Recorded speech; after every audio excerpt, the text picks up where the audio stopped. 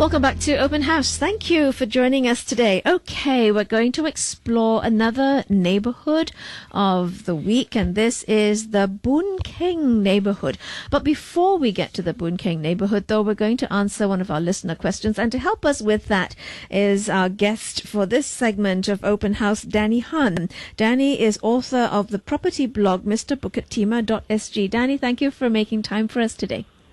Hello, thank you for inviting me to be on air again. Thank you. Well, Danny, before we get to our first segment, which is talking about our neighbourhood of the week, we did have a question that was sent in by a listener, and it was a two-part question. We're going to take the second part first, and his question was actually asking for some advice on properties to purchase in the Holland Village area. And as I understand it, Bukit Timah is your specialty. What would you recommend? What would you say to our listener?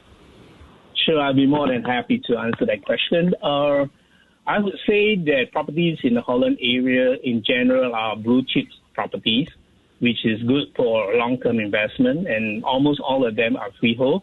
If you are looking for a property that is very near to Holland Village, you don't really have a lot of choices. Right now, you have one Holland Village Residences that is right in the heart of Holland Village. And slightly further away, within 10 minutes walk, you can consider newer projects like Leiden Green and the upcoming Hill on Holland Hill, as in HYLL. But if you're looking for resale condos, the spot at Holland or the Urban Edge will be right at the edge of Holland Village. Probably slightly further away would also be a good choice. Seems like there's quite a lot on offer in the Holland area. That's right. Okay, so to our listener who sent in that question, you aren't short for choice for the Holland area, and I hope that you will do your homework as you are preparing perhaps to purchase property in that area. Okay, Danny, let's move to Boon Keng. Now, this seems to be quite an underrated area. Most people I talk to don't really know Boon Keng. They say, not far from the city, near Lavender. Someone said to me, Soon Kueh, and someone else said, chicken rice. But it is actually close to areas like Kallang, Bugis, Little India, and it is also a very mature estate. It's got some light industries along Boon Keng Road as well. Some tire shops, I think, still remain there. What does Boon Keng offer in terms of real estate? Well, Boon Keng Estate actually also include the area that is near to the Kallang, Lorong 3, Geylang area. But I think most people, when they think of Boon Keng, they would think of the area that is near to the Boon Keng MRT station. If that is the case, Boon Keng really has a lot to offer, especially in terms of location. It is located at the city fringe, and there are actually a couple of MRT stations. Northeast Line, from the Boon Keng MRT station, it will take you to Dhoby Ghaut, just 3 stations away. And also with the newer downtown line and Bendemeer MRT, it's only like 7 stops to Bayfront. So in terms of public transportation, it is very, very convenient. And for people who drive, it's very easily accessible via CPE and PIE, only maybe like 5 to 10 minutes drive to Orchard Road. And also you get to enjoy the amenities of which housing estate offers, such as market, food center, and retail shops. So Boon Keng really has a lot to offer in terms of its convenience. And it could be that people are starting to catch on to this. So in 2016, for example, there was a lot of attention when a 5-room DBSS flat, this is at City View at Boon Keng, it transacted at $855,000. Danny, are buyers starting to catch on to the potential of Boon Keng, and how are you seeing prices move here? Well, actually, there are only a number of areas where 5-room HDB flats are sold above $1 million. Namely, you can find them in Holland, Dawson, and of course, Pinnacles and Duxton. But actually, Boon Keng is only second to the Pinnacle in terms of record prices. The highest transaction so far now is $1.205 million, which was transacted last July. You compare that to $1.232 million at the Pinnacle. So it's not very far off. And in 2019 alone, there were 5 that were sold for more than $1 million and 2 so far this year. So you can see the prices are really picking up. And there's still a few of them are still advertising around the 1 million plus minus, depending on the level.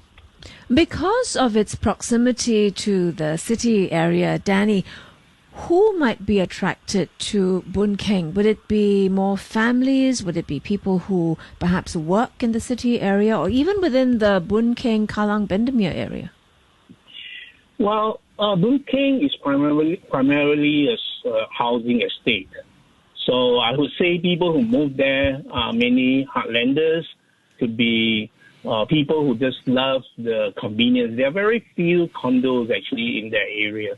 If I may say, there's only possibly one at the 8 River Street. So the people who move there are actually buying those HDB flats. But in terms of condo, maybe slightly further up, you will have the St. Michael estate. Now, we've heard that the food scene in Boon Keng is thriving. In fact, we know the food scene in Boon Keng is thriving. Boon Tong Ki chicken rice, of course, also in the Bendemeer Upper Boon Keng markets. But Danny, on the other hand, we've heard some people say, it draws people from all over Singapore. It makes the congestion and the crowds a problem in this area, especially on the weekends. What's your take on that? Well, food, I guess, always gets Singaporeans excited. Yes. You're right. Actually, the traffic along Serangoon Road on one side and Bendemeer Road on the other side has always been quite bad during the rush hours. But the few Saturday afternoon when I was having lunch in the Bendemeer Food Center after my viewing nearby, I found the traffic wasn't too bad. But I'm not too sure about Sundays itself. But Saturday, it was quite all right. But of course, now with the COVID-19, I'm pretty sure that the traffic should be much better.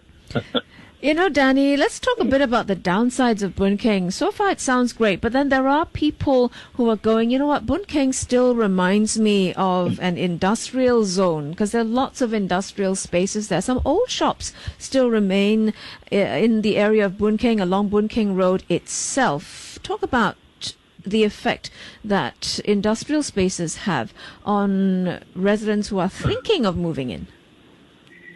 Well, it all depends on whether the area is near to B1, which is light industry, or B2, heavy industry, industrial zone.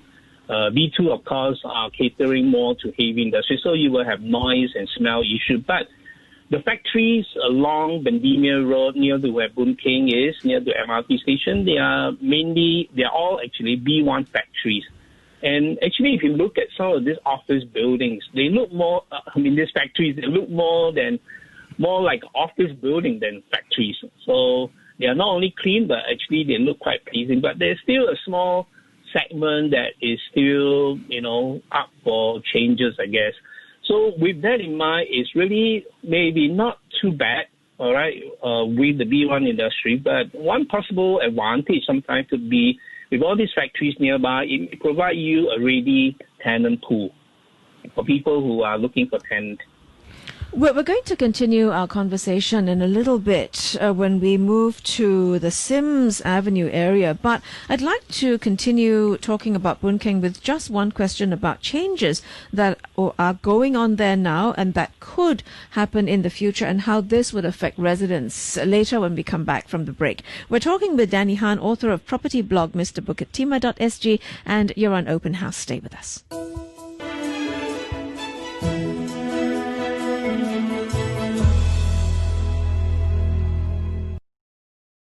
With 99.co's Ryan Ong. I'm Susan Ng. Ryan, that was a great conversation about Boon Keng and what's on offer there. Before we let Danny go, though, I did want you to ask him that question on changes in Boon Keng and how that would affect future. Right. In particular, what we're hearing is that developments in Boon Keng and developments in Kallang together are going to have a very big positive impact on Boon Keng right now. Now, could you tell us a little bit about the changes going on there? How that's going to benefit Boon Keng residents? Danny? Yeah, okay. I guess the government has a lot of plans, especially for Kallang River, which is Singapore's longest river. I would say the one that will impact Boon Keng and Bendemeer area the most would be a huge reserve site along Kallang River, near to Kallang Place, where right now there are industrial buildings. And I believe all these industrial buildings will eventually give way to mixed-use development. So you'll see the whole area is going to be developed into something that's a lot more vibrant than just factories. Also, the Kwong Wai Siu Hospital currently is going through redevelopment, and there's a new Kallang Polyclinic that is supposed to be ready by this year, and there are a huge plot of land near to the hospital, which will likely see more 40-story housing. So these are some of the changes that we will see in the Boon Keng area. And definitely will benefit current residents of Boon Keng and future residents of Boon Keng as well. Danny, thank you very much for your time today. Thank you, Susan. Thank you so much. Danny Han, author of property blog MrBukitTimah.sg.